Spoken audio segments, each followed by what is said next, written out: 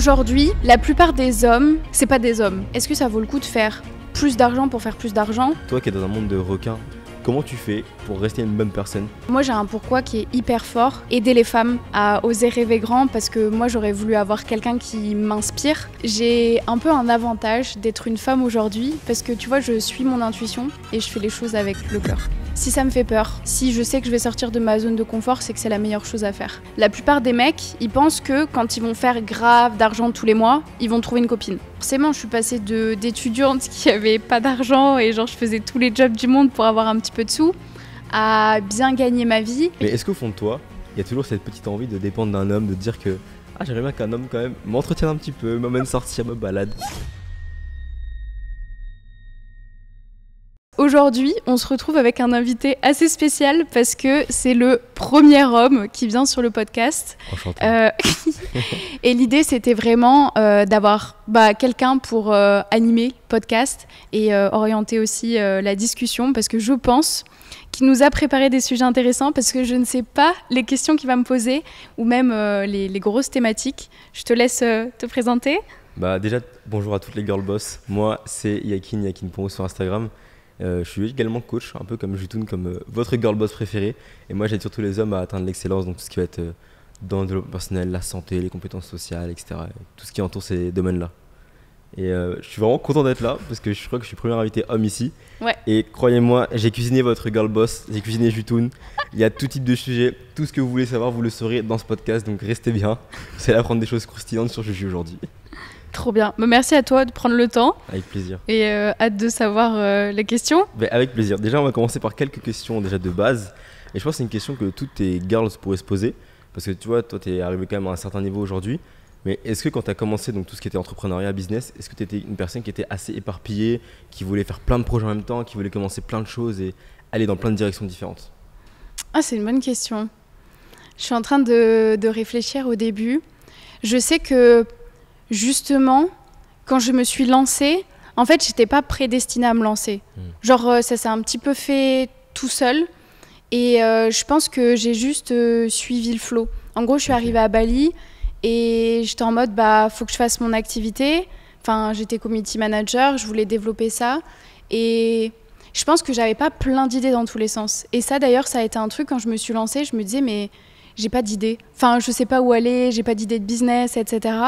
Et en fait, je pense que c'est venu tout seul parce que j'ai fait confiance à la demande, je pense. Okay. Et c'est comme ça. En fait, je répondais juste à la demande et je suis quelqu'un quand même d'assez focus sur une chose, très minimaliste. Et j'essaie toujours de penser 20-80. Et je pense qu'avant, j'avais pas conscience du 20-80, mais aujourd'hui, je connais un petit peu plus et je me dis, j'arrive quand même à prioriser les choses parce qu'en fait, j'aime pas procrastiner. Genre, tu sais, c'est comme quand j'étais à l'école, quand j'avais des devoirs, les devoirs, ils étaient finis avant que je rentre chez moi. Genre, t'étais plutôt du genre à être bonne à l'école? Oui. Okay. Ouais, j'étais un peu l'intello de ma classe. Ok. Parce que tu vois, c'est un peu une problématique que toutes les femmes pourraient avoir en commençant, c'est « Ah, j'aimerais faire community manager, j'aimerais bien faire finalement autre chose, etc. etc. » Et sauter un peu de business en business. Donc là, tu leur conseilles quoi à ce moment-là? Je pense que entreprendre, ça prend du temps, ça demande parfois des échecs, ça demande beaucoup de patience. Et pour moi, en fait, quand on se lance dans quelque chose, faut limite se donner. Enfin, moi, je sais, quand je me suis lancée, en gros, j'ai refusé un CDI. Donc, mes parents, ils étaient un petit peu en mode qu'est-ce que tu nous fais? Genre, t'es sûre de toi? Je leur ai dit, donnez-moi 3 mois. Et si dans ces 3 mois, j'ai pas réussi, promis, je retrouve je prendrai un CDI et je redeviendrai salariée. Enfin non, j'ai jamais été salariée, mais je deviendrai salariée et il n'y a pas de souci. Et en fait, du coup, j'avais cette ouverture de 3 mois et je me suis dit, je me mets à fond dedans. Genre, je passais toute ma journée pour bosser là-dessus. Et tu vois, ça aurait pas marché. Je me serais dit, ok, qu'est-ce qui marche pas? Qu'est-ce qui marche? Est-ce que c'est fait pour moi? Est-ce que c'est pas fait pour moi? Je pense que si je me rendais compte que c'était vraiment quelque chose que j'aimais, j'aurais continué encore. Et si c'était pas ça, je me serais dit, ok, qu'est-ce qu'il faut que je fasse? Et tu vois, moi, je me suis orientée 2 fois dans ma vie. Ah ouais, 2 fois? Ouais. Ok. Et j'étais... Quoi? C'est pas beaucoup 2 fois quand même. Tu sais, quand tu fais les études, quand tu te réorientes, que tu changes de secteur, genre moi, je voyais ça comme un échec. Tu sais, quand tu regardes dans les films, les gens qui sont perdus, qui se réorientent, enfin, tu sais, tu vois ça négativement. Et en fait, moi, je l'ai vraiment vu Au début, je le voyais négativement et je n'osais pas en parler avec mes parents. Et après, je me suis dit, mais en fait, ça peut que être positif si ça me permet d'aller vers là où j'ai envie d'aller et dans ce que j'aime au final. Donc aujourd'hui, le message à toutes les girl boss, c'est que même si vous vous réorientez, même si vous doutez, c'est pas grave, il y aura toujours un chemin que vous allez trouver. Ouais, je pense qu'il y a un truc où aujourd'hui, je vais parler en tant que femme, hein, mais je pense qu'on se met beaucoup de pression à, tu vois, vouloir déjà savoir tout ce qui va se passer. Mais en fait, quand t'as 20 ans, à 28 ans, 29 ans, tu vas être une personne totalement différente. Absolument. Et tu peux pas tout savoir. Je sais que moi, j'avais un gros stress quand j'étais à l'école. Je savais pas ce que je voulais faire. Je savais pas ce que je voulais faire, je savais pas ce que je voulais être.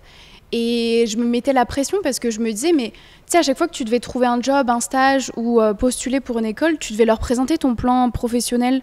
Et moi, je savais pas. Je trouve qu'ils demandent ça tôt quand même. Hein. Ils demandent ça aux jeunes qui ont 16, 17 ans. Moi, je trouve que c'est très tôt. C'est super tôt. Ouais, dis-toi, moi, après, j'ai été en école de commerce.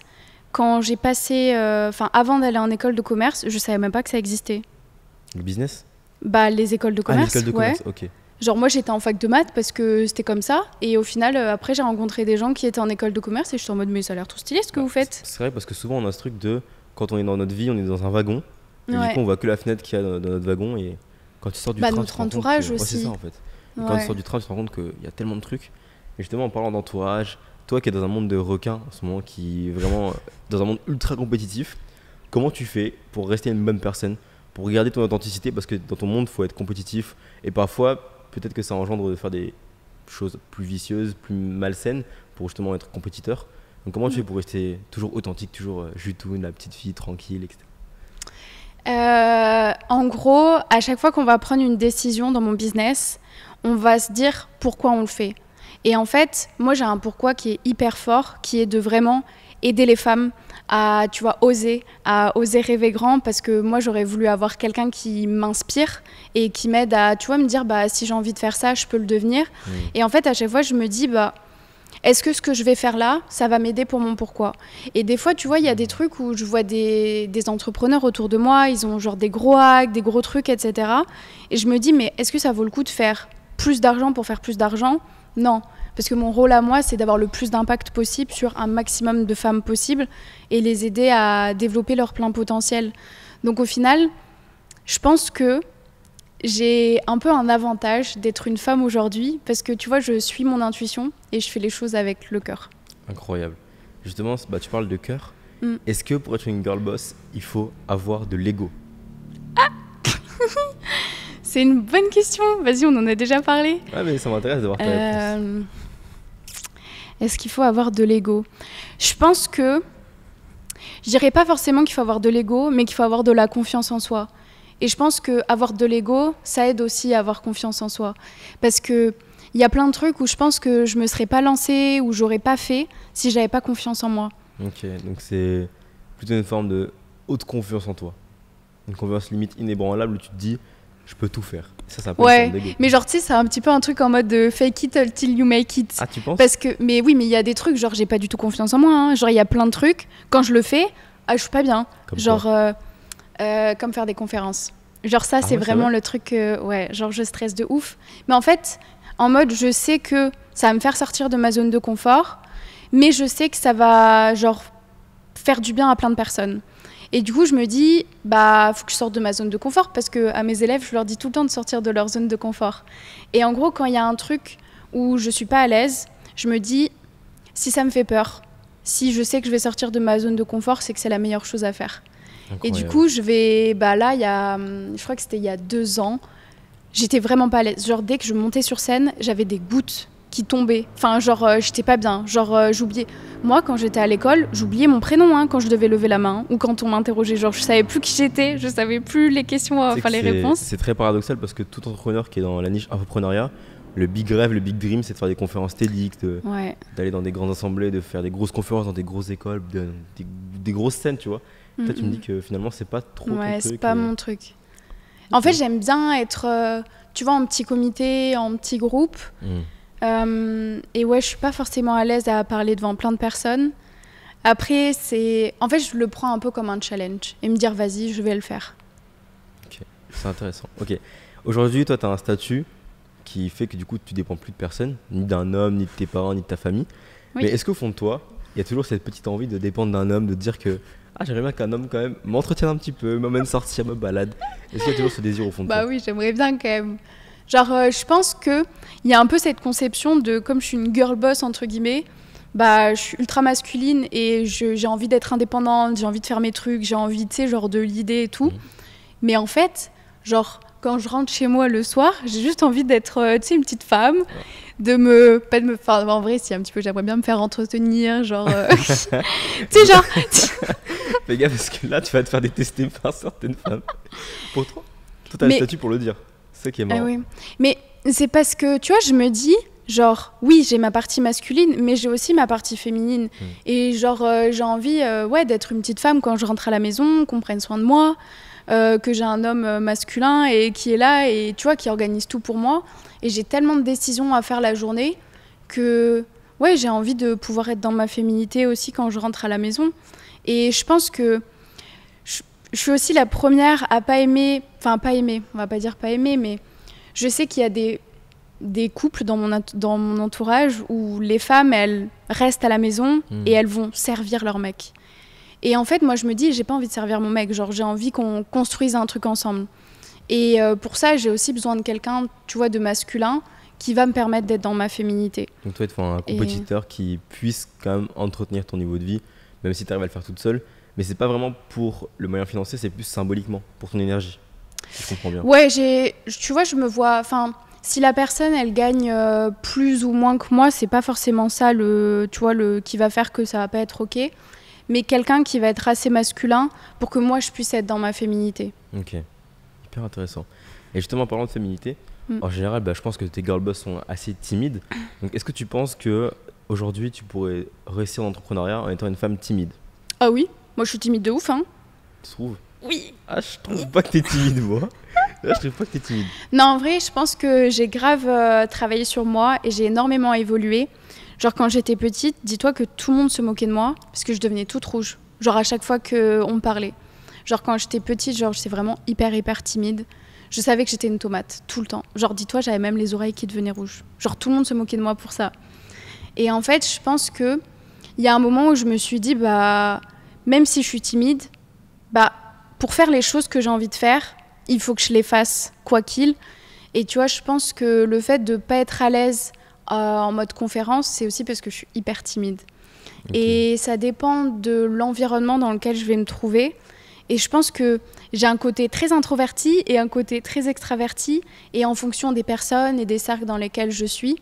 Et je pense qu'aujourd'hui, même si tu es timide, tu peux entreprendre et ça va pas être une barrière. Il y a plein de métiers ou d'activités où tu peux faire les choses en étant, tu vois, sans te mettre forcément en avant. Alors oui, quand tu vas devoir prospecter ou appeler des entreprises, moi, j'étais pas bien. Hein. Genre, mes premiers rendez-vous physiques pour avoir des jobs en tant que community manager, j'étais en mode bonjour. Genre, j'étais pas bien du tout. Mais je me disais, faut que je le fasse parce qu'une fois que j'aurai ce contrat-là, je serai la plus heureuse. Et oui, appeler, genre prospecter, envoyer des messages, c'est pas les trucs qu'on a envie de faire. Absolument. Mais si ça nous permet d'avoir des contrats et de pouvoir vivre de ça, j'étais en mode j'y vais et je le fais. Donc t'as quand même dépassé ta timidité au final. Donc c'est quand même ça peut être un frein dans certaines mesures. Ok, hyper intéressant. C'est incroyable ce que tu me racontes parce que moi je te trouve pas du tout timide. Ah mais... ouais. Ok. Mais c'est parce que je pense que c'est parce qu'on s'est rencontrés en one-one et qu'après du coup c'était en mode petit comité et tout. Mais tu m'aurais rencontré en genre moi et plusieurs personnes. Genre je suis un peu plus réservée, tu vois. Okay, je pense que je suis réservée. Justement, tu parles du fait d'être solo, d'être dans ta petite bulle. Ouais. Est-ce que tu pourrais nous donner ta morning routine, enfin ta routine au quotidien quand, attention, et je précise bien, quand tu es en mode charbon, parce que là tu es à Bali, tu es de manière très posée, mais quand tu es en mode charbon, comment tes journées se composent? Quand tu lèves le matin, qu'est-ce que tu fais? Où est-ce que tu vas? Tu commences par quoi? Dis-nous tout. Ok, alors mes journées charbon, en général je me lève tôt. Alors faut savoir que je me lève, j'ai jamais de réveil. Genre vraiment c'est un truc, je mets jamais de réveil. Sauf là à Bali, comme je suis un peu plus chill, je mets un réveil, sinon je sais pas à quelle heure je pourrais me réveiller.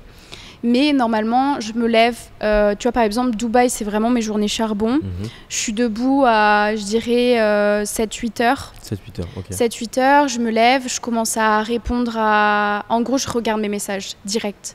Je regarde mes messages, Slack, WhatsApp, je réponds à tout le monde. Comme ça, j'ai ma charge mentale qui est un peu, libérée. Ensuite, je vais à la salle, genre vraiment muscu. Je fais une séance 1 heure, 1 heure et demie. Et après, je rentre. J'essaie de faire un peu de marche avant de rentrer. Comme ça, je continue à... Tu sais, quand tu marches, je trouve que ça te donne grave plus de clarté, plus de productivité. Et en général, je prends mon petit matcha sur la route et je rentre. Et du coup, à genre 10-11 heures, je suis déjà au charbon. J'ai mes premiers calls. Ensuite, je mange. Toute l'après-midi, call. Et j'avoue, on était sur un morning routine. Mais voilà. Non, mais c'est bien la routine de la journée. Et Ouais. du coup, le soir, est-ce que tu es encore en mode travail ou tu fais un petit moment de détente? Je coupe à 18-19 heures, je coupe. Ça, c'est vraiment super important parce qu'en fait, tu peux te dire que quand tu es en mode charbon, bah, plus tu travailles, plus tu fais avancer les choses et plus c'est productif. Mais en fait, non. Parce qu'en tant qu'entrepreneur, tu as besoin de prendre un petit peu du recul, tu as besoin de te reposer. Absolument. Et en général, j'essaie toujours de prévoir un repas entre amis, voir mes potes, vraiment chiller, faire du réseautage. Ok. Ou alors faire un me time et genre me faire un petit masque et prendre soin de moi. Ok. Tout à l'heure, justement, on parlait du fait que tu avais 2 parties en toi, donc une partie assez féminine, une partie assez masculine. Est-ce que du coup, selon toi, pour une girl boss qui nous regarde actuellement, est-ce qu'elle doit développer du coup son côté masculin pour réussir dans le business? Je pense que oui. Ok. Et Ouais, pourquoi selon je toi? pense que oui. En fait, tu vois, je me rends compte que quand t'es féminine, t'es vraiment trop dans ton être. Genre, tu flânes un petit peu, t'attends que les choses arrivent à toi. Ce qui est bien, hein. Je pense qu'il faut aussi penser à, tu vois, la manifestation et l'attraction. Mais de ce que je vois, quand t'es trop féminine, tu vas pas faire les choses. Et quand t'entreprends, t'as besoin de faire les choses. Tu vois, si tu veux rester salarié, ce qui est très très bien, bah t'as quelqu'un qui dit quoi faire et tu réfléchis pas trop, entre guillemets. Et quand tu vas entreprendre, je pense qu'il faut quand même développer cette partie masculine de faire les choses, passer à l'action. Et je pense que c'est ça. Si tu veux réussir dans l'entrepreneuriat, il faut passer à l'action. Que ce soit pas forcément les bonnes actions. Enfin, tu peux pas savoir en fait si c'est bien ou pas, mais c'est juste qu'il faut monter la première marche. Une fois que tu vas monter la première, tu vas voir la deuxième et ensuite la troisième. Mais tu peux pas avoir ces marches-là si tu te lances pas et si tu fais pas les choses. Donc, Et je pense que du coup, il faut quand même que tu aies ce petit côté masculin qui va organiser ton cadre de vie, qui va te permettre de vraiment te concentrer, rester focus, travailler et mettre en place les actions. Ok, donc la réussite, c'est quand même à la base quelque chose de masculin. Et du coup, c'est quand même quelque chose que les femmes doivent développer pour Je réussir. pense que, en fait, ça dépend comment tu vois la réussite. Si la réussite là, c'est développer une entreprise et développer une activité, je pense que oui, il faut avoir un côté masculin, Ok, mine de rien. ok, intéressant. Et justement, comment tu te sens quand tu arrives dans une pièce, donc dans le business en ligne, tu arrives dans une pièce et que tu vois que à la base, tu es quand même très fort dans ton domaine, tu as des apparences assez petite femme girly et que les gens te sous-estiment. Comment tu te sens dans ce moment-là? Ça, c'est une bonne question. En réalité, au début, j'aimais pas. Genre, au début, je supportais pas. Parce que, en gros, genre, intérieurement, je savais ce que je valais. Et je me disais, mais ces gens-là, ils me prennent pour une plante verte, tu vois. Et moi, j'étais vraiment dans un truc où j'avais besoin de rencontrer du monde qui entreprend, qui est là où j'ai envie d'être. Et en fait, j'avais l'impression que ces personnes-là, elles me voyaient pas comme une entrepreneuse. Parce que c'est un monde très masculin, forcément. Absolument. Et j'avais du mal de, tu sais, rentrer dans les cercles. J'avais du mal de... Je pense que j'avais aussi du mal de m'affirmer. Je pense qu'il y avait ça aussi. Et c'est surtout l'image que je renvoyais. Mais tu vois, j'essayais. Des fois, j'allais à des événements et personne me parlait. C'est vrai? Ouais, au début, c'est dur, ça. à Dubaï, ouais, personne me parlait. Ok. J'étais un petit peu la plante verte. Et tu vois, même j'étais avec mon ex qui était grave fier de moi que j'entreprenne et qui me mettait en avant. Et souvent, les gens allaient lui poser des questions. Et il disait toujours, demande à Justine. Justine, elle a déjà fait ça, elle a déjà avancé dans son business, demande-lui. Et en fait, les mecs m'ignoraient. Genre, ils m'ignoraient totalement. Ok, mais justement, j'ai une bonne question par rapport à ça. Tu parles de mecs. Comment ça se passe, la drague, quand tu es Jutoun? Est-ce que tu vas vers les mecs ou c'est eux qui viennent vers toi? Alors, ça, c'est un work in progress, entre guillemets. Ok. De base, En gros, je sais que quand je veux quelque chose, je vais le chercher. Ok. Et du coup, de base, c'était... Genre, tu vois, j'ai pas peur d'aller envoyer un message. Genre, j'ai pas peur de montrer que je suis intéressée. Et justement, ça a fonctionné. Ça a toujours fonctionné. Mais là, aujourd'hui, je me dis, vas-y, genre... en fait, avant, j'étais un petit peu dans... J'avais pas encore fait le travail de me dire, vas-y, il y a une partie féminine, il y a une partie masculine. Les hommes, ils ont besoin de ça. Les femmes ont plus besoin de ça. Et en fait, je me suis dit, bah, non, vas-y, aujourd'hui, je suis une petite femme. J'ai envie, tu vois, que le mec m'approche et que ce soit plus le mec qui entreprenne que moi qui entreprenne.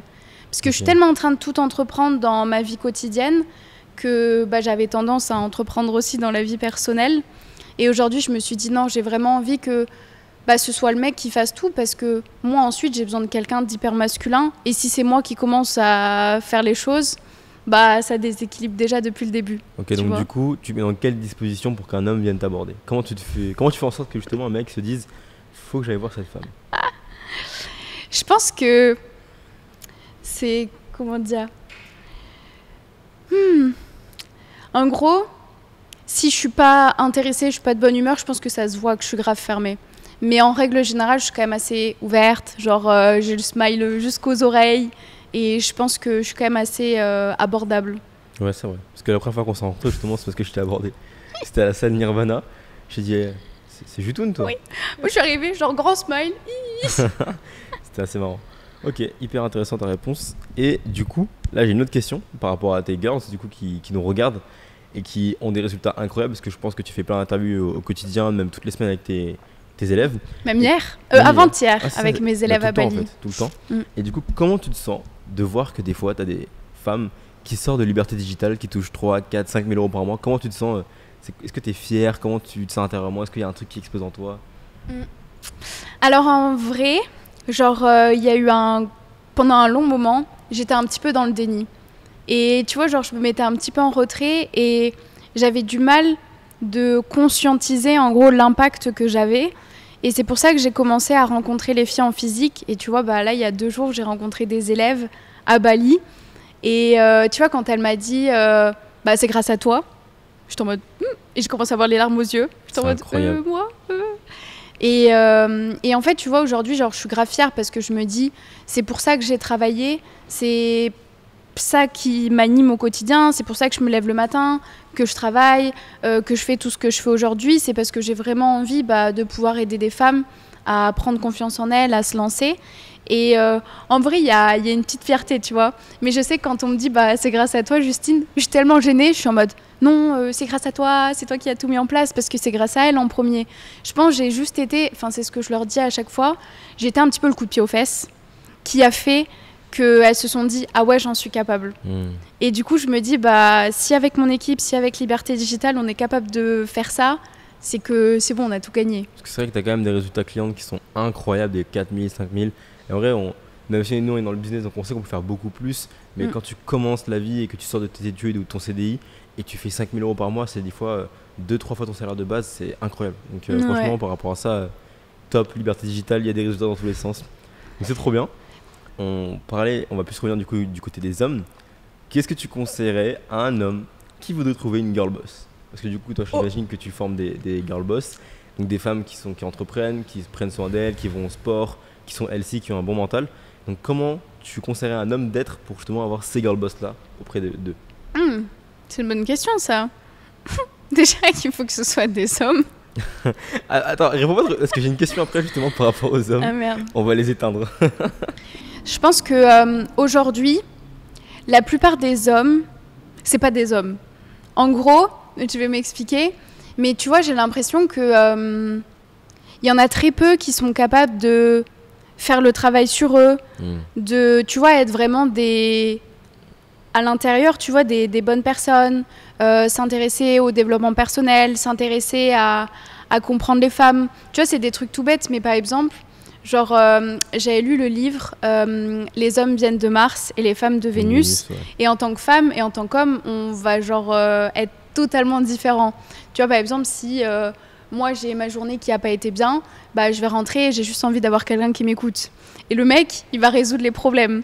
Et souvent, il y a plein de trucs comme ça. Et je pense que c'est pour un homme, si tu veux vraiment avoir une relation épanouie avec une femme, il faut que toi aussi tu travailles sur toi. Et tu vois, je le vois aujourd'hui dans l'environnement dans lequel je suis. La plupart des mecs, ils pensent que quand ils vont faire grave d'argent tous les mois, ils vont trouver une copine. Et en fait, non, tu peux faire autant d'argent que tu veux, mais tu vois, moi, si par exemple je te vois là, je sais pas combien tu fais. Tu peux porter des trucs bling bling ou rien porter de marque, je peux même pas imaginer combien tu fais. Et c'est pas ça qui va être attirant. Pour moi, c'est plus ce que tu vas dégager, le travail que tu vas faire sur toi. Enfin, tu vois, aujourd'hui, je rencontre des fois des mecs, genre, ils sont très très beaux, mais genre, je commence à leur parler et je suis en mode. Il n'y a plus rien. Il n'y a plus de travail. Et genre, c'est exactement ce que je dis. Leur manière de parler, je suis en mode, mec, genre, t'as presque 30 ans, t'es même pas sérieux dans ta manière de parler, tu sais même pas aligner deux mots. Enfin, limite, des fois, je me sens homme. Et j'ai pas envie de me sentir homme quand je parle avec un mec, tu vois. Et je pense que en dehors de développer un business, il faut d'abord se développer soi en tant que personne. Et après, oui, bâtir quelque chose. Mais tu vois, même si t'es salarié, bah, c'est OK. Tu vas attirer des girl boss, il n'y a pas de souci. Mais ouais, faire le travail. Faire le travail. C'est exactement ce que je vous dis, les gars, à chaque fois. Tout ce qui compte, c'est pas l'argent, c'est faire le travail avant ça. Et justement, je te posais la question, bah, tu as répondu en avance, donc tu penses que les hommes aujourd'hui sont faibles et incapables. On est d'accord sur ça? Pas tous, mais c'est compliqué d'en trouver qu'ils sont, mine de rien. Tu vois, moi je sais que j'ai trop envie que mon mec ce soit... Enfin, tu vois, si là on m'invite à un date, c'est pas à moi de le planifier, c'est pas à moi de le faire. Genre, j'attends qu'on le fasse.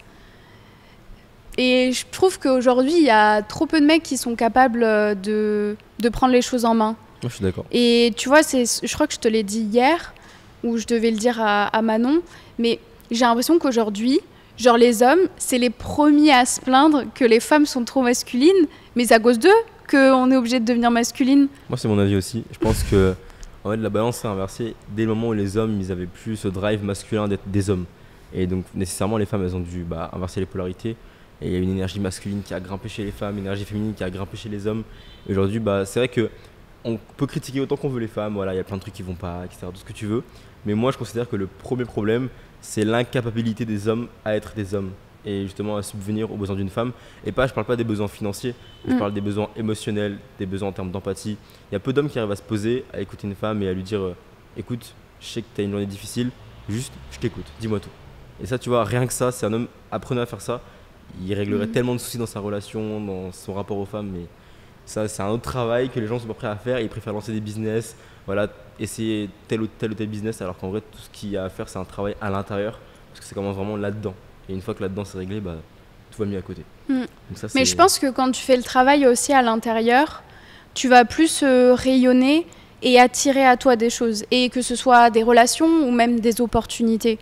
Tu vois, moi je pense que je suis pas non plus hyper développée en termes de développement perso, mais j'essaie de travailler pour être une bonne personne, être intéressante, etc. Et je vois que c'est ça qui me permet de rencontrer des personnes qui ont aussi les mêmes valeurs, les mêmes centres d'intérêt, et d'attirer plus de choses à moi, même des opportunités. Absolument. Et justement, en parlant d'opportunités et d'opportunisme, en général, quand tu me disais que tu étais à Dubaï, souvent la première question qui venait, c'était par rapport à ton salaire, etc. Et toi, paradoxalement, que ce soit sur YouTube, sur Instagram, peu importe où, tu ne donnes jamais publiquement ton salaire ni combien tu gagnes. Est-ce que du coup, c'est par toi-même, c'est ce que tu veux faire de ton côté personnel, ou c'est vraiment issu de ta mentalité française, ton éducation française, ou pas du tout? Je pense que aujourd'hui, on est dans un environnement où les gens autour de nous qui vendent des formations, des coachings, ils ont besoin de dire combien ils gagnent pour que les gens viennent à eux. Et je trouve ça dommage, tu vois. Dommage. Parce que c'est pas parce que quelqu'un fait plus d'argent qu'il va forcément bien t'aider dans toi, ta problématique et ce que tu veux faire. Et moi, aujourd'hui, j'ai pas besoin de dire combien je gagne. C'est pas ça qui va m'aider à développer mon entreprise, à toucher plus de personnes, ou à paraître pour quelqu'un, tu vois, de meilleur. Et je pense aussi qu'aujourd'hui, il y a un petit peu un truc où, tu vois, tout le monde dit combien chaque personne va dire oui, je fais tant de chiffre d'affaires, tant de machin. Mais en gros, en général, ils oublient de préciser que c'est du profit, ou que c'est des bénéfices, ou que c'est du chiffre d'affaires, ou tu vois, s'ils sont localisés à Dubaï ou s'ils sont localisés en France. Et forcément, ça change. Et je pense que, tu vois, aujourd'hui, en tout cas dans la sphère dans laquelle on est et avec les réseaux sociaux, tout le monde va être en mode ouais, je gagne tant, je gagne tant, je gagne tant. Mais au bout du compte, dans ce qu'on fait, la vente de formation, la vente de coaching, ce qui est le plus important, c'est le bénéfice que tu vas faire. Absolument. Mais la plupart des gens, en tout cas de ce que je vois, qui font de l'infoproduit, bah, ils ont tellement besoin de reconnaissance, de visibilité, enfin juste se flatter, ils sont obligés de prouver les choses et de dire combien ils gagnent. Ce que les gens ne disent pas, mais ce que nous on peut dire ici, face à tout le monde, même aux girl boss qui nous regardent, c'est que quand tu entends un salaire en ligne, imaginons le mec te dit qu'il fait X euros par mois, tu peux toujours diviser par 2. En général, tu peux toujours diviser par 2, parce qu'il y a déjà 20% d'impôt minimum s'il est en France, toutes les charges qu'il a, donc tu peux toujours diviser par 2. Donc, ouais. Mais c'est surtout que moi je me suis rendu compte que la plupart des mecs qui me disaient je fais tant, en réalité ils faisaient pas tant du tout. Bah non, parce que ils disent pas les charges. Mais ils avaient besoin de prouver aussi. C'est ça, mais c'est bien d'avoir un gros chiffre. Oh, j'ai encaissé tant. Mais il te reste combien, toi, personnellement? Et c'est surtout quand. En fait, je sais qu'il y a des gens, ils vont faire, tu vois, peut-être en un mois, en une semaine, beaucoup d'argent. Et du coup, ils vont en profiter de le dire là, en mode j'ai fait tant. Mais ça, ils n'arrivent pas à le tenir sur un an, sur 6 mois, sur 2 ans. Et je pense que ça, c'est un truc où, enfin, tu vois, si tu leur demandes 2 mois plus tard, ce sera plus la même somme. Et c'est ça, justement, l'avantage de Liberté Digitale, c'est que toi, tu vraiment apprends aux femmes à faire quelque chose de pérenne, de stable, sur le long terme. Donc, ok, elles vont peut-être pas toucher 50 millions d'euros par mois, mais par contre, leur argent, elles vont toucher pendant 1 an, 2 ans, 3 ans. Même j'ai vu des interviews de tes clientes qui avaient des salaires hyper stables très longtemps. Des plus de 5 000 euros pendant très longtemps. Mais là, il y a pas longtemps, j'ai fait des témoignages quand j'étais à Paris avec une de mes élèves qui était là au tout début. Donc je pense que ça fait 2 ans, 2 ans et demi qu'elle a fait la formation. Et 2 ans, 2 ans et demi après, elle gagne très très bien sa vie. Elle a acheté sa maison. Et mais là d'ailleurs, elle nous a rejoint dans l'équipe des coachs parce que moi aussi, ça me tient à cœur, tu vois, d'avoir des professionnels qui sont passés par la formation, qui ont fait leur expérience et qui vont pouvoir accompagner aussi les nouvelles élèves. Absolument. Ça, mais c'est vrai que l'avantage de Liberté Digitale, c'est et de devenir community manager, c'est de pouvoir avoir cette stabilité. Et je pense qu'aujourd'hui, les femmes en général, elles veulent juste, tu vois, une petite activité à lancer qui va pas prendre énormément d'énergie et elles veulent pas forcément monter un gros business, tu vois. Ça, c'est cool. Alors il y en a et c'est trop cool et les gens encouragent plus de femmes à se lancer et à monter des business. Mais c'est ça qui est bien avec Liberté Digitale, c'est que vraiment tu lances ton activité et tu peux t'épanouir avec. Tu as vraiment la liberté du coup parce que tu as aussi le temps, la géographie, tu peux travailler d'où tu veux. Ça, c'est vraiment top. Et justement, ma prochaine question, elle est un peu différente. Elle va venir être un peu plus personnelle, mais est-ce que tu te sens spécial du fait d'avoir échappé à la mort plusieurs fois?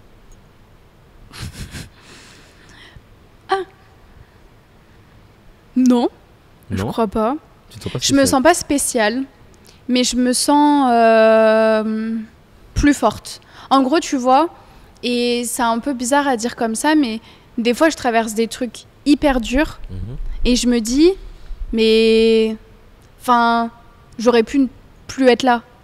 Et je me dis, il y a pire.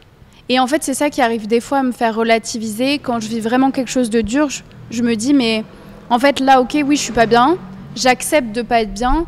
Et je me dis, mais il y a eu tellement des moments plus pires avant. Et l'après, il a toujours été incroyable. Absolument. Donc, tu vois, je continue là-dedans. Ok, c'est hyper intéressant. Et une autre question là qui est un peu plus fun. Est-ce que tu penses que pour réussir dans le business, il faut une case en plus ou une case en moins? Mais tu sais que c'est... En vrai, j'ai envie de dire les deux.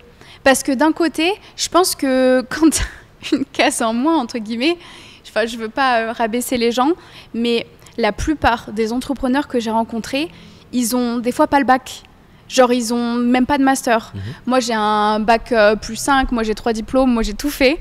Et des fois, je rencontre des gens et je suis en mode, même, tu vois, des mecs comme toi de 19 ans ou d'autres, j'avais rencontré un mec de 17 ans et j'étais en mode, mais...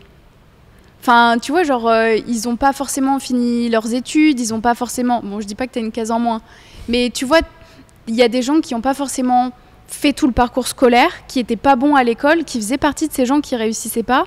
Et au final, aujourd'hui, c'est ces personnes qui se lancent. Et d'un côté, je pense que avoir une case en plus, c'est aussi bien. Parce que, tu vois, moi, par exemple, en fait, je suis grave autodidacte, grave touche à tout. Et quand j'ai lancé mon business, j'étais autant à l'aise avec le fait d'utiliser ma créativité pour faire du contenu pour mes clients, autant à l'aise avec les maths et les chiffres pour gérer ma comptabilité, réfléchir à tout ça. Aujourd'hui, c'est moi qui fais... Enfin, je suis capable de tout faire dans mon business parce que c'est moi qui ai tout mis en place. Et tu vois, tous les process, etc. J'ai appris à faire chaque chose. Et je pense que ouais, les deux se valent. Tu penses que j'ai une case en plus ou une case en moins? J'avoue, quand j'ai fait mon explication, je me suis dit, attends, il faut pas qu'il pense qu'il a une case en moins. Non, moi je sais dans tous les cas, je sais déjà. Je pense que ça dépend des moments. Ouais. Non, je pense... Parce que je pense que tu serais assez surprise par mon parcours, ouais. Mais t'as fait Sciences Po. Ouais. Donc c'est qu'il y a quand même quelque chose de smart là-dedans. Je crois. Tu crois? Si m'ont pris, peut-être que ouais. Enfin, en tout cas, après j'ai arrêté, mais à la base, ouais. Ok, justement, en parlant de tes études, de ton parcours d'avant, est-ce qu'aujourd'hui, tu pourrais, toi, Jutoun, retourner vivre dans des conditions de vie où c'est moins luxueux? Donc quand je dis moins luxueux, c'est par exemple dans une petite campagne française. Est-ce que tu devrais habiter là-bas? Tu sais que là, il y a pas longtemps, j'étais en France et quand je suis chez mes parents... c'est la campagne? C'est okay, c'est la campagne, la maison et tout. Okay. Je suis à côté de Bordeaux, mais je suis quand même dans une ville en dehors, tu vois, je suis pas vraiment en intérieur. Après, je pense que j'ai pas non plus un rythme de vie ultra luxueux. En tout cas, j'ai mis du temps à augmenter mon niveau de vie. Parce que forcément, je suis passée d'étudiante qui avait pas d'argent et genre je faisais tous les jobs du monde pour avoir un petit peu de sous à bien gagner ma vie. Et en fait, au début, je continue à vivre dans ce style de vie-là. Et en gros, faire de l'argent, ça m'a permis de juste enlever une grosse charge mentale. Tu vois, par exemple, la dernière fois, j'ai loupé un avion. J'ai pu payer le billet, j'ai pu payer ma chambre, tu vois. Alors qu'avant, j'aurais été en PLS, j'aurais été en pleurs, j'aurais appelé mes parents, j'aurais pas eu assez d'argent pour me payer des trucs, j'aurais peut-être dormi dans l'aéroport en attendant le prochain vol, tu vois. Et c'est des petits trucs comme ça. Mais tu vois, par exemple, là, au Nouvel An, je crois que j'en ai pas parlé, mais j'ai fait le Nouvel An avec mes meilleurs amis. Et on est parti à Londres qu'on appelle ça, en auberge de jeunesse. Et du coup, on a dormi dans un dortoir. Mais genre avec des lits superposés, la taille de, je pense, ma chambre là dans la villa, elle est encore plus grande que Enfin, on a dormi dans une boîte à chaussures à genre 6. On n'avait même pas de fenêtre, on n'avait pas de lumière, on avait une mini toilette. Et dis-toi que j'ai aussi bien dormi que juste après, j'ai pris un hôtel 5 étoiles pour me faire kiffer. Et genre, les deux, c'était pareil. Okay. Et justement, ma meilleure amie, elle m'a dit « Oh, c'est trop bien, Jus, tu kiffes tout faire et t'as pas changé. » Et je pense pas que... j'aime juste me faire kiffer et je pense que je suis toujours aussi simple qu'avant. Okay. Trop bien, incroyable. Et une autre question un peu plus d'opinion. Est-ce que tu penses aujourd'hui que l'école française sert à quelque chose? Non. Ok, c'est cash. Mais en fait, moi, et c'est ça qui... En fait, ça m'énerve parce que personnellement, j'ai cru tellement fort, genre vraiment au système de l'éducation. Tu vois, quand j'étais à l'école, j'étais la meilleure, j'ai toujours bien travaillé, j'ai toujours fait en sorte d'écouter en cours, de tout comprendre, de faire mes devoirs. J'ai énormément travaillé pour préparer mon bac. J'ai fait toutes les annales des 5 dernières années, tu vois. Et moi, je suis quelqu'un où j'ai besoin de travailler. Et en gros, je pensais et j'étais persuadée qu'il me fallait un diplôme pour réussir. Et c'est pour ça qu'aujourd'hui, j'ai 3 diplômes. J'ai une licence 2 de mathématiques fondamentales, j'ai genre un bachelor en management des organisations sportives et ensuite un autre master en e-business. Et tu vois, je suis en mode, ça m'a pas permis de forcément réussir dans la vie parce que même tu vois, tout ce que je fais aujourd'hui dans mon business, quand j'ai lancé mon activité, quand j'étais community manager, je l'ai pas appris à l'école, je l'ai appris à côté de l'école parce que je me suis ouverte à des choses, j'ai essayé tu vois, à côté de l'école, je me suis pris de passion pour la photo. Et du coup, je regardais plein de vidéos sur YouTube, j'allais dans des ateliers photo, j'ai fait un atelier d'architecture parce qu'à un moment, j'adorais l'architecture. Du coup, j'allais dans plein de musées. Et en fait, je pense que en soi, l'école, c'est juste un truc pour t'éduquer et te montrer un peu là où l'État a envie que t'ailles. Enfin, je veux pas trop rentrer dans des trucs comme ça, mais tu vois, t'es un petit peu un mouton, je trouve, quand tu vas à l'école. Et en fait, c'est à côté de l'école, quand tu grandis, faut que tu essaies de t'ouvrir à plein de choses, d'apprendre. Et parce que ça, tu vas pas l'apprendre à l'école. Si tu veux entreprendre, on va surtout pas te l'apprendre à l'école. Absolument pas. Impossible. Enfin, moi, tout ce que je vois aujourd'hui, je suis en mode, à quel moment je l'ai appris à l'école? En vrai, si, le seul truc, c'est que j'ai fait des cours d'Excel et ça me sert aujourd'hui, tu vois. Ok. Mais pour ce que j'ai payé mon école de commerce, ça vaut pas le coup. Ça vaut pas le coup. Et justement, je pense que quand tu vas à l'école, que tu suis le parcours, t'y crois fort. Et même moi, tu vois, je suivais mon parcours, je me disais, vas-y, je vais continuer à travailler dur parce que je vais déboucher sur un job qui me plaît. Et en fait, absolument pas. Enfin, je savais même pas ce que je voulais faire, j'étais totalement perdue. Donc, est-ce que vous me payez Liberté Digitale ou une école de commerce? Déjà, c'est vite vu en termes de prix. Et tu vois, genre, c'est vrai qu'aujourd'hui, avec Liberté Digitale, on ne donne pas de diplôme. Ok. Mais il vaut quoi? Enfin, il vaut mieux quoi? Il vaut mieux payer un diplôme ou payer pour lancer ton activité, avoir un retour sur investissement rapide en 3 mois. C'est soit tu fais 5 ans en école de commerce, ça coûte 50 000 €, soit tu rejoins Liberté Digitale et bon, ça coûte pas 50 000 € à Liberté Digitale. Mais et je pense qu'il y a encore beaucoup de gens qui sont en mode il me faut un diplôme pour trouver un job. Et c'est pas le cas. Moi, quand j'étais community manager, on m'a jamais demandé mon diplôme. On m'a jamais demandé mon CV. Parce que t'es freelance, donc t'as pas besoin de diplôme, t'as pas besoin de CV. Et même aujourd'hui, j'accompagne des milliers de femmes à se lancer. Il n'y en a pas une seule qui m'a demandé mon diplôme un jour. Bah non. Et ça, c'est trop bien. Et justement, vu que tu accompagnes des milliers de femmes, plus de 4000, je crois, 4500. 4500, ouais. Exactement. Est-ce que tu penses que du coup, toutes les femmes peuvent devenir entrepreneurs? Alors, honnêtement, non. Je pense pas que tout le monde puisse devenir entrepreneur. Et je pense que aujourd'hui, il y a un peu un truc où, tu sais, on romantise un petit peu le fait de devenir entrepreneur. Et en réalité, être entrepreneur, c'est avoir des hauts, avoir des bas, devoir résoudre des problèmes, avoir des problématiques au quotidien. Et je pense qu'aujourd'hui, il faut se dire, est-ce que moi, en tant que personne, j'ai envie d'avoir à prendre ces décisions-là? Est-ce que j'ai envie de devoir résoudre ces problèmes-là? Et sinon, être salarié, c'est très bien. Et je pense que nous, on est aussi dans un environnement où, tu vois, tout le monde est en mode non, le salariat, c'est pas bien. Mais pour certaines personnes, oui. C'est mieux. Il y a certaines personnes, c'est là où elles vont le plus s'épanouir. Et ça veut pas dire qu'elles vont avoir échoué leur vie. Je pense qu'aujourd'hui, l'objectif, ça doit être d'être heureux et de s'épanouir et d'être content de se lever et d'aller travailler le matin. Et au contraire, si c'est pas le cas, oui, tu peux lancer ton activité, tu peux entreprendre. Et en réalité, quand tu es freelance, c'est beaucoup plus simple que d'être business owner et vraiment de monter sa société. Et je pense que tout le monde n'est pas fait pour entreprendre. Ok, une réponse hyper intéressante.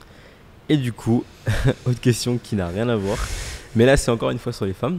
Est-ce que toi, Jutoun, tu te considères comme féministe? C'est une question piège, ça. C'est une question piège. Je pense que... En fait, c'est trop compliqué parce que j'ai l'impression qu'aujourd'hui, quand on parle de féministe ou de féminisme, il y a plein d'idées dans tous les sens. Vraiment, genre plein d'idées. Et même moi, j'avoue, je ne me suis pas penchée là-dessus. Mais pour moi, de base, le mouvement des féministes, c'était de donner aux femmes le droit de choisir. Genre le droit de choisir de rester à la maison, de s'occuper de tes enfants ou d'aller travailler. Et tu vois, pour ça, oui, je le suis et j'ai envie que chaque femme puisse évoluer dans ce qu'elle a envie de faire et de s'épanouir. Mais j'ai l'impression qu'aujourd'hui, c'est un petit peu un truc où, oui, il y a le fait d'être égale avec les hommes, mais je pense que partout, on ne pourra jamais être égal aux hommes. Mais en termes de business, je pense qu'on peut l'être. Et j'ai envie, tu vois, de dire que, par exemple, si tu veux évoluer dans un métier, dans une carrière, ouais, j'aimerais bien qu'on ouvre les portes. Mais en fait, oui, il y a un truc qui m'énerve. Mais par exemple, genre, tu vois, je sais qu'il y a plein de nanas qui sont tellement féministes, mais je pense que c'est trop. C'est en mode, ouais, moi, je veux pas que les mecs, ils m'aident, ils s'occupent de moi, nanani, nanana. Genre une fois, j'avais vu une nana, il y avait un mec qui lui avait proposé d'attraper sa valise ou de la porter dans le train parce qu'elle était trop lourde. Moi, je suis avec ma valise dans le train. Oui, j'ai envie qu'un mec me prenne ma valise plutôt que je me casse le dos, tu vois. Et tu vois, il y a ce truc où je me dis, bah juste, faut accepter que les hommes sont des hommes et que des femmes sont des femmes. C'est que inversement, les mecs ont envie de porter les valises. C'est parce qu'en fait, on a vraiment ce désir de j'ai envie de servir à une jolie petite femme. Vas-y, let's go, je t'aide à porter ta valise, tu vois. Ah mais moi la dernière fois on m'a demandé, en fait moi j'étais en galère, genre j'étais comme ça, j'étais à l'étage, j'avais ma valise de 30 kilos, j'étais en mode je vais me casser le dos, genre j'avais déjà pas envie de descendre ma valise. Et le pire c'est qu'il y a beaucoup d'hommes qui seront en mode ah mais t'es un BDG mec, comment ça se fait, tu veux servir les femmes comme ça? Mais c'est pas ça, c'est juste être un gentleman. Aider une femme à porter une valise, c'est être un gentleman pour moi. Mais il y a trop de femmes qui voient ça comme le mal. En mode, bah non, moi je peux porter ma valise. Bah oui, je peux la porter, mais bah les hommes ils ont des muscles plus développés, moi je veux bien qu'on m'aide. Hein. Exactement. Et justement, en parlant de féminisme et de femmes, je vais te montrer une petite vidéo, ça va être la conclusion. Ça va être la conclusion, après tu pourras dire ce que tu veux à la fin. Donc je vais te montrer une petite vidéo et tu me dis ce que t'en penses, donc tu me fais ta petite réaction à chaud. Ok. Ok, qu'est-ce que tu penses des femmes qui font ce genre de contenu-là? Qu'est-ce que t'en penses? Qu'est-ce que j'en pense? Je pense que il y a, tu vois, genre, deux points. Je pense qu'il y a le premier point où oui, t'as tellement travaillé sur ton corps, t'as passé des heures à la salle, à bien manger, à genre faire tout ça, et t'es fière de montrer ton corps. Mais il y a un autre côté où, pour moi, c'est genre trop demander d'attention. Et justement, c'est un truc que je trouve fou aujourd'hui, c'est que ces femmes-là qui vont poster genre des photos de leur corps, qui vont vendre des parties de leur corps, c'est là où il y a toute l'attention. Genre si tu regardes quelqu'un qui est trop bien habillé et qui montre jamais tu vois, son corps, il y aura beaucoup moins d'abonnés que quelqu'un qui fait ce genre de contenu-là. Et je pense que c'est juste un truc profond de certaines femmes qui ont besoin d'avoir de l'attention, besoin de se prouver. Et moi, en vrai, j'ai déjà mis des photos en maillot de bain. Enfin, il n'y a pas de souci à mettre des photos en maillot de bain. Mais mon feed, non, ça va pas être ça. Et même, tu vois, j'ai le truc où je me dis, bah, si, genre, j'ai un mari, si j'ai un homme, genre, c'est pour lui, tu vois. Après, je suis peut-être un peu trop traditionnelle, entre guillemets. Je pense que tu as raison aussi. Mais pour moi, genre, j'ai envie que ce soit que pour mon mec. Après, oui, je sais que, tu vois, il y avait des phases où j'allais vraiment à la salle, où je travaillais sur mon corps, et quand je voyais mon corps qui évoluait, qui s'affinait, ou que je prenais des fesses ou des muscles, bah ouais, j'aimais bien mettre une petite photo parce que j'en étais fière, tu vois.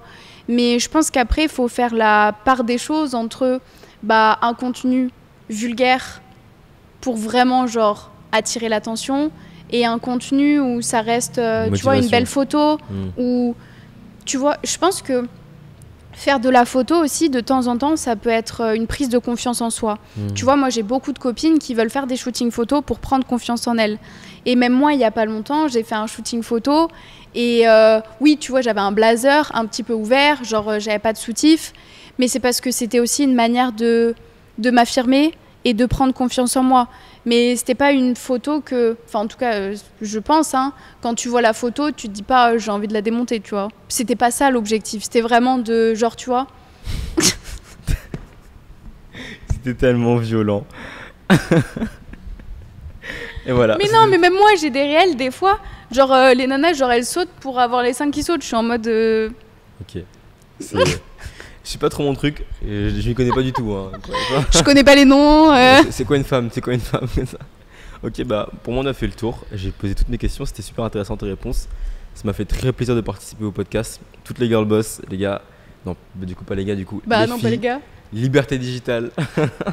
J'ai vu des témoignages de Juju, c'est vraiment très fort ce qu'elle fait. Il y a peu de formations, je pense, qui ont autant de résultats clients sur le long terme, avec autant de réussite, de podcasts, de témoignages et de femmes heureuses. Et je pense que le plus bel accomplissement que tu as fait, c'est vraiment d'emmener tes élèves en voyage. Il y a littéralement des élèves que tu rencontres en voyage. Et ça, je pense que c'est très fort et c'est très marquant de ton travail. Donc pour toutes les girl boss, si vous voulez devenir une autre girl boss comme Juju, c'est là-bas, c'est Liberté Digitale qu'il faut rejoindre. Et puis moi j'ai fait le tour. Ben, merci à toi. C'était trop intéressant. C'était la première fois que tu sais, genre, on me posait plein de petites questions comme ça. Ça fait plaisir. Et en vrai, c'était cool. Trop bien. Merci beaucoup. J'espère que ce podcast vous a plu. N'hésitez pas à mettre un petit like si vous nous regardez sur YouTube, ou mettre 5 petites étoiles si vous nous écoutez sur Spotify ou sur une autre plateforme d'écoute. Ah, ça fait trop plaisir. Bisous les girl boss.